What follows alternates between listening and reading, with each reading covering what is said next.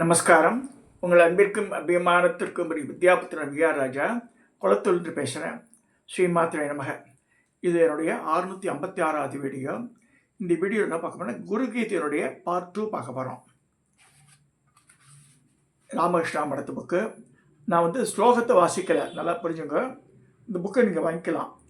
அதில் இருக்க சமஸ்கிருத ஸ்லோகத்தை நான் just I am giving the meaning alone. அது என்ன சொல்லியிருக்காளோ ஜஸ்ட் ரீடிங். பார்வதி உமா மகேஸ்வர சம்பாதத்தில் இது வருது, ஸ்காந்த புராணத்தில் இது வருது. இப்போ செகண்ட் பார்ட்டில் ஸ்ரீ மகாதேவ் உபாசன்னு வருது. தியானம் ஸ்ரீ மகாதேவ் உபாச தியானம் ஸ்ருணு தேவி மகாதேவி சர்வானந்த பிரதாயகம் சர்வ சௌக்கியகரஞ்ச சைவ புத்தி முக்தி பிரதாயகம் ஸ்ரீமத் பரம் பிரம்மம் குரும் ஸ்மராமி ஸ்ரீமத் பரம் பிரம்மம் குரும் பஜாமி ஸ்ரீமத் பரம் பிரம்மம் குரும் பதாமி ஸ்ரீமத் பரம் பிரம்மம் குரும் நமாமி. மகாதேவர் சொல்கிறார், மகாதேவி எல்லா ஆனந்தத்தையும் அளிப்பவர், எல்லா சௌக்கியத்தையும் அளிப்பதும் போகத்தையும் மோட்சத்தையும் அளிப்பதான தியானத்தை பற்றி கொள்கிறேன். மகிமை வாய்ந்த பரபிரம்மம் குருவை சந்திக்கிறேன். மகிமை வாய்ந்த பரபிரம்ம குருவை சேவிக்கிறேன். மகிமை வாய்ந்த பரபிரம்மத்தை குருவை பற்றி பேசுகிறேன். மகிமை வாய்ந்த பரபிரம்ம குருவை நமஸ்கரிக்கின்றேன். பரமேஸ்வரன் சொல்கிறார். பரமேஸ்வரன் சொல்கிறதா பாருங்க. அவர் யாரை தியானிக்கிறார் நமக்கு தெரியல. பிரம்மானந்த ஸ்வரூபியும் பரம சுகத்தை அளிப்பவரும் ஞானமே வடிவமாகிய இரட்டைகளுக்கு அப்பாற்பட்டவரும் ஆகாயம் போன்றவரும் தத்துவமசி முதலிய வாக்கியங்களையும் மகா வாக்கியங்களில் லட்சியமானவரும் ஒப்பற்றவரும் சாஸ்வதமானவரும் பரிசுத்தவரும் அசையாதவரும் எல்லோருடைய புத்திக்கு சாட்சியாக விளங்குவரும் மனதிற்கு எட்டாதவரும் முக்குணங்களை கடந்து வராமல் சத்குருவை நமஸ்கரிக்கின்றேன். ஏன்னா அம்பாளுக்கு பார்வதி சொல்லும்போது அவரே தான் எல்லாமே இருந்தாலும் அவர் அந்த குருன்றது ஒரு சாதத்தை வச்சுட்டு சொல்கிறார். நான் இதோட பார்த்துருக்கேன். பெரிய பெரிய கோவிலெல்லாம் பார்த்தா பரமேஸ்வரனையே அந்த தெற்கு பார்த்த தட்சிணாமூர்த்தி இதில் எல்லாம் பார்த்தா அடுத்த அடுக்கில் பார்த்தா தட்சிணாமூர்த்தி போட்டிருப்பார். இன்னும் வேறு மாதிரி ஒன்று இருக்கும். அதே தட்சிணாமூர்த்தி சொல்லும்போது தான் வெவ்வேறு இதுவாக போட்டிருப்பா. ஹிருதய தாமிரத்தில் கர்ணிகை மத்தியில் சிம்மாசனத்தில் வீற்றிருப்பவரும் திவ்ய மூர்த்தியும் சந்திரகலை போல் பிரகாசிப்பவரும் சசியாந்த அபீஷ்ட பரதத்தை அளிப்பவருமான குருவை தியானிக்க வேண்டும். வெண்மையான ஆடை உடுத்தவரும் வெண்மையான பூச்சும் புஷ்பமும் அணிந்தவரும் முத்துமாலை அணிந்தவரும் மகிழ்ச்சியும் பொங்கும் இரு விழிகளுடன் கூடியவரும் இடது மடியாகி பீடத்தில் வீட்டிருக்கும் திவ்ய சக்தியை உடையவரும் தான் பரமேஸ்வரன் தான். அது பரிபூர்ண கிருபைக்கு உறைவிடமாகிய குருவை தியானிக்க வேண்டுகிறேன். அதாவது சுவாமியை இது கபாலீஸ்வரர் கோவில் பார்த்தாலும் கோபுரத்தை பார்க்கலாம். இங்கே அதாவது பரமேஸ்வரன், ருத்ரன், ஈஸ்வரன் ஒவ்வொன்றும் சொல்லும்போது சதாசிவன் ஒரு சக்தி இருக்கும். இந்த சதாசிவன் சொல்லும்போது 5 முகங்களை காமிச்சிருப்பான், 25 முகங்கள் கொடுப்பான், 108 முகங்களை காமிச்சிருப்பான்.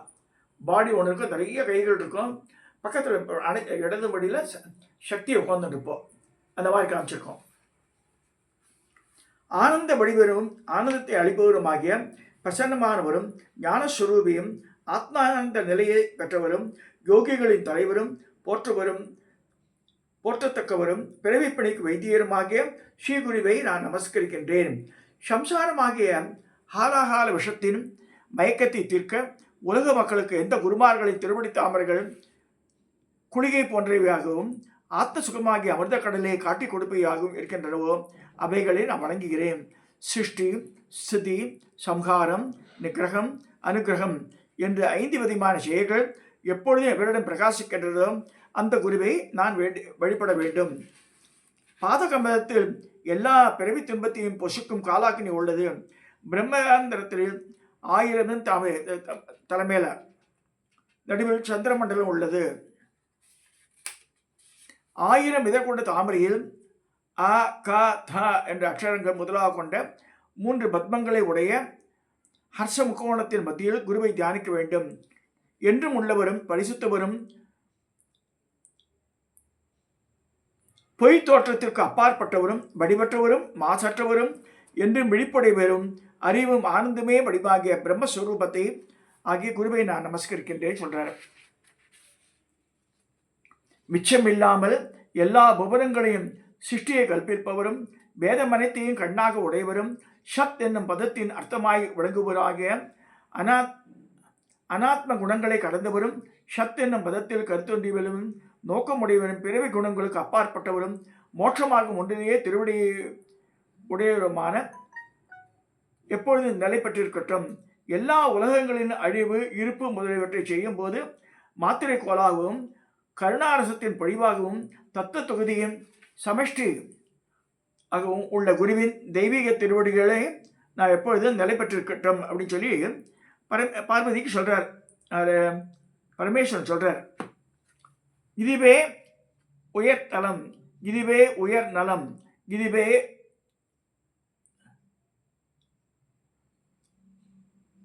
உயர் நலம். எனக்கு உபதேசிக்கப்படி எனக்கு உபதேசித்தபடி உண்மை அறியப்பட்டது.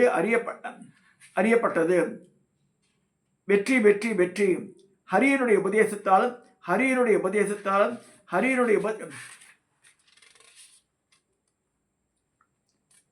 வெற்றி அடைஞ்சார்.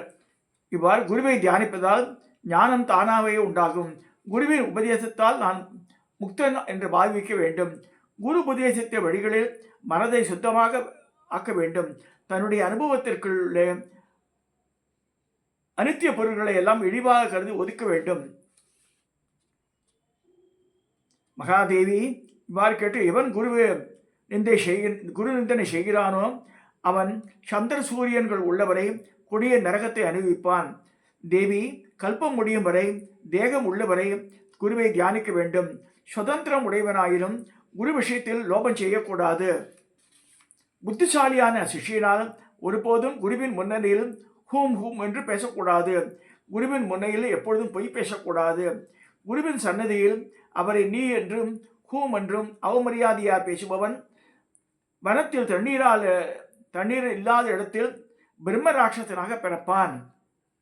இது குருகீதையில சொல்றதை நான் ஜஸ்ட் எடிட் பண்றேன். ஏன்னா மாமா அப்படி படிக்கிறதா நினைச்சுக்க மாட்டாது.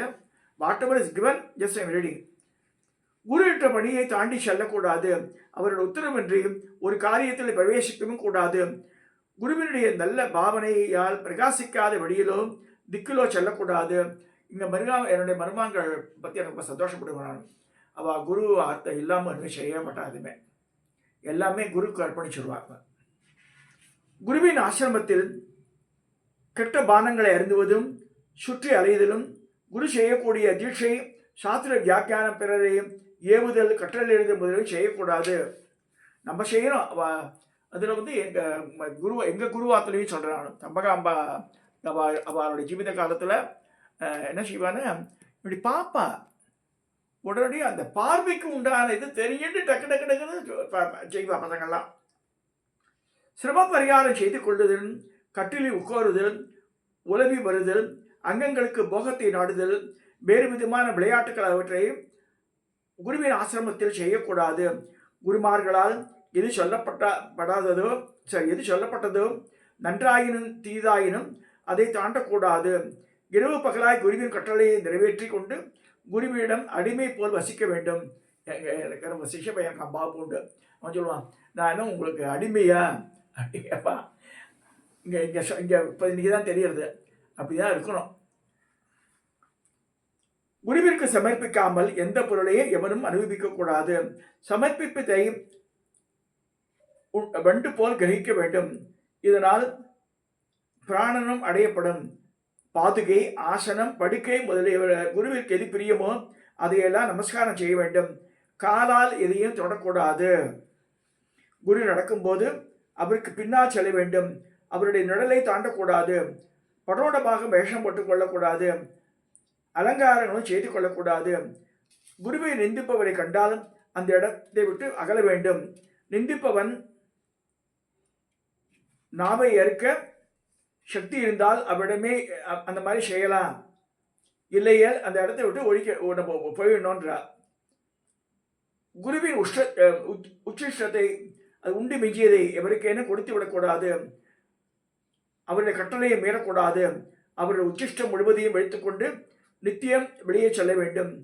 பொய்யையும் பிரியமானதும் பிரியமில்லாததும் கர்வமுள்ளதும் மிகைப்பட்டதும் குருவின் கட்டளைக்கு வேறுபட்டதுமான வார்த்தைகளை பேசக்கூடாது. குருவின் கட்டளையை விசேஷமாக மதிக்க வேண்டும். பிரபுவே, தேவா, குலபதியே, சுவாமி, அரசே, குலேஸ்வரே என்று எப்பொழுதும் மரியாதையுடன் குருவே அழைப்பட வேண்டும்.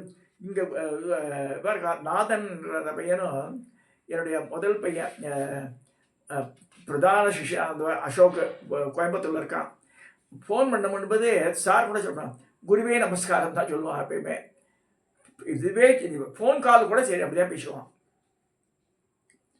பார்வதி, முனிவர்களிடந்தும் பாம்புகளிடமிருந்தும் தேவர்களிடந்தும் மேகங்களிலிருந்தும் இடி மின்னல்களிடந்தும் கால மிருத்திய பயத்திலிருந்து குரு காப்பாற்றுவார்.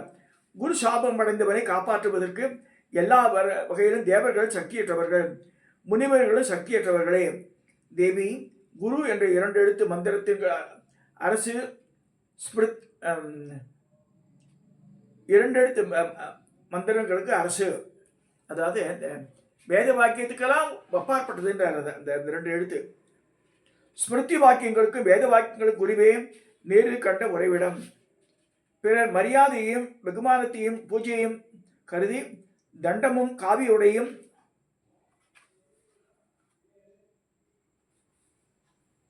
தரித்தவன் சன்னியாசி என கூறப்பட மாட்டான். ஞானத்திலே சிறந்து நிற்பவன் தான் சன்னியாசி. குருவின் பாத சேவையால் தான் மகா வாக்கியங்களை அறிகிறான். அவர்களே சன்னியாசிகள் எனப்படுவர். பிற பேர் வேஷதாரிகள். ஒரு விளக்கு இன்னொரு விளக்கு ஏற்றுவது போல் பிரம்ம பாவத்தை தானும் பிரகாசப்படுத்திக் கொண்டு வழிபட்டதாகவும் குணமற்றதாகவும் எப்பயும் இருக்கும் பரபிரம்மத்தை போதிக்க வேண்டும். குருவின் அருளால் முக்தி மார்க்கத்தின் சமநிலையில் நின்று தன்னிடம் ஆத்மா ராமனாகிய பரமாத்மாவை காண்பதால் ஆத்ம ஞானம் பரவுகிறது. அசையா பொருளையும் அசையும் பொருளையும் பிரம்மா முதல் சிறு புழு வரையும் உலக வடிவமும் உள்ளது. பரமாத்ம சுரூபமே என்று வணங்குகிறேன். இந்த சத்தியானந்த வடிவனும் பாவனையை கடந்தவரும் என்றும் உள்ளவரும் பரிபூர்ணமாக உள்ளவரும் குணங்களை கடத்திருப்பவரும் ஆத்ம நிலையில் நிலைப்பட்டுமான ஜெகத்குருவே நான் வணங்குகிறேன் பரமேஸ்வரன் சொல்றார் பார்வதிக்கு. கட்டை விரல் பிரமாணம் உள்ள அறிவுமயமான புருஷனை ஹிருதயத்தில் தியானம் செய்ய வேண்டும். அது அங்கு என்ன பாவனை வழங்குமோ அது உனக்கு கூறியதன் கீழ். நான் பிறப்பற்றவன், நான் மரணமற்றவன், ஆதியம் அந்தவுமற்றவன், மாறுபாடற்றவன், சிதானந்த வடிவன், அணுவிற்கு அணுவாகவும் பெரிதுக்கு பெரிதாகவும் உள்ளவன், சென்றதும் வருவதும் இல்லாதவன் என்று என்றும் உள்ளவன், சுயம் பிரகாசமானவன், நோயற்றவன், மாசற்றவன், பரமாகாச வடிவனன், நிலையாய் இருப்பவன்,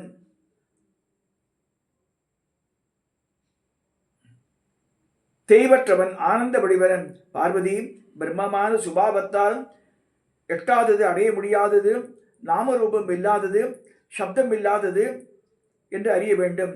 எவ்வாறு கற்பூரம், புஷ்பம் முதலியவற்றில் வாசனை சுபாவமோ குளிரும் வெப்பமும் எவ்வாறு இயற்கையை ஒட்டியுள்ளதோ அவ்வாறு பிரம்மத்தின் அழியாத நிலை. இந்த மாதிரி எங்கிருந்தாலும் ஒருவன் அவ்வாறு சுயம் பிரம்மமாக இருக்க வேண்டும் சொல்கிறார் பார்வதி கிட்ட. இதை சொல்லி நான் ஒன்று சில போர்ஷன் இருக்குது 2வது பகுதியில். இன்னி வரைக்கும் நான் இதில் இப்போ கிட்டத்தட்ட 14 நிமிஷம் ஆயிடுத்து. அப்படி குருவை தியானம் செய்து ஒருவன் பிரம்மமயமாக ஆகிவிடுவான். அப்படிப்பட்டவர்கள் பிண்டத்திலும் பதத்திலும் ரூபத்திலும் முக்தர்கள் என்பது சந்தேகமில்லை. அழகிய முகம் உடையவளைய பிண்டத்தில் முக்தியடைந்தவர்கள், பதத்தில் முக்தியடைந்தவர்கள், ரூபத்தில் முக்தியடைந்தவர்கள், ரூபாதீதத்தில் முக்தியடைந்தவர்கள் எவர்களோ அவர்களை ஜீவன் முக்தர்கள். எப்பொழுதும் குரு தியானத்தால் தேகியானவன் பிரம்மமயமாக ஆகிவிடுகின்றான்.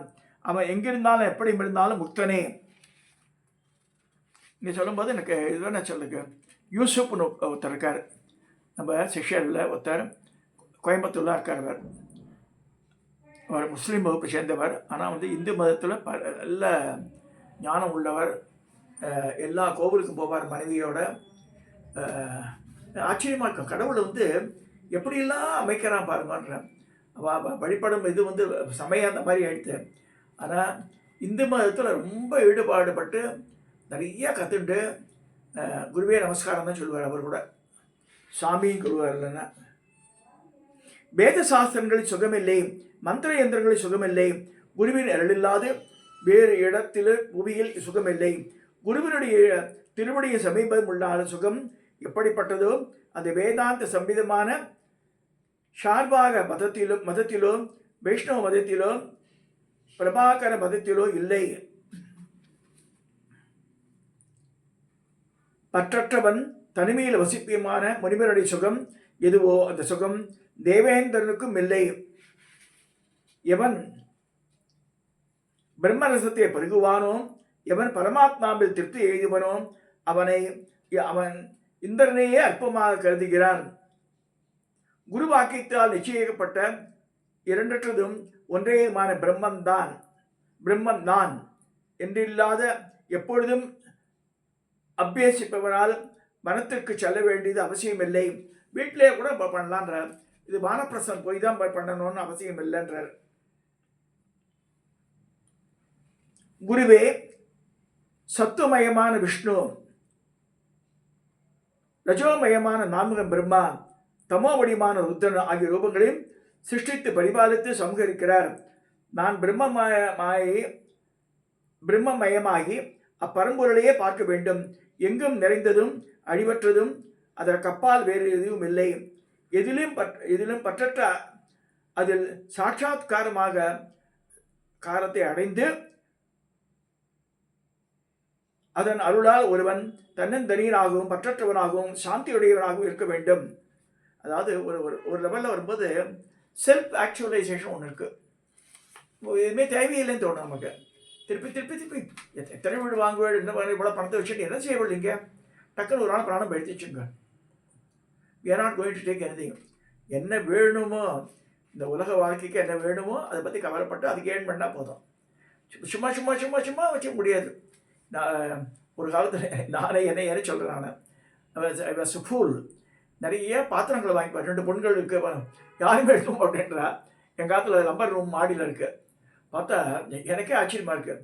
எத்தனை பாத்திரங்கள், 3-4 பொட்டிகளை பொட்டி அப்புறமா வேலைக்கார பசங்களுக்கெல்லாம் கொடுத்தேன். நான் அவள் கல்யாணம் ஆகும்போது எப்படி எடுத்து போயிடுமோன்ட்டேன். இதெல்லாம் எதுக்கு சொல்ல வரேன்னா, தேவையானது மட்டும் வாங்குங்கோ, தேவையானது மட்டும் தான் வச்சுக்கணும். நம்ம மிச்செல்லாம் வந்து புக்ஸுன்றது தனி, அதை வந்து என்றைக்குமே நாலேஜ் கொடுக்குறது. மிச்சம் இதில் வஸ்துக்கள்லாம் வந்து தேவையே இல்லாதது. இன்னைக்கு காலையில் கூட அலமாரி தந்து தப்பு கூட உள்ளது. வேஷ்டிகள் நல்லா படித்து நல்ல வேஷ்டி தான். எத்தனை வேஷ்டி கட்ட முடியும்? ஒரு நாளைக்கு ஒரு வேஷ்டி கட்டலாம். அதில் காத்தால் ஒன்று சாயந்தரம் ஒன்று கட்டிக்கலாம். வேற என்ன செய்ய முடியும் நம்ம சொல்லுங்க. ஷாக்கையினால் கடையிலலாம் ஒரு சினிமா ஆக்ட்ரஸு நளினின்னு நினைக்கிறேன் சொல்கிறேன், இது புடவை வச்சதுக்காக ஒரு ஃப்ளாட் ஒரு வீடியோ வாங்கியிருக்காருன்னு சொல்கிறேன் பேட்டியில்.